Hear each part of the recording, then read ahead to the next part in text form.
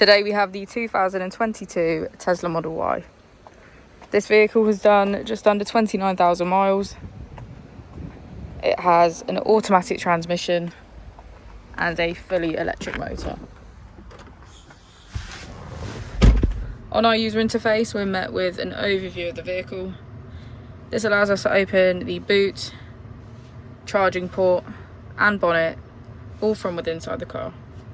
If we click on the Tesla icon in the bottom right, we can access our controls, dynamics, charging, autopilot, schedule, safety, service and software. Within safety, we have advanced features such as a pin to drive and a glove box pin. If we go back into software and click on additional vehicle information, we can get a deeper analysis of the vehicle spec. The Model Y comes with a 360 degrees camera, and with that you can access your dash cam. If we press here, we can access our climate control, which includes heated seats on either side, a heated steering wheel and a heated screen.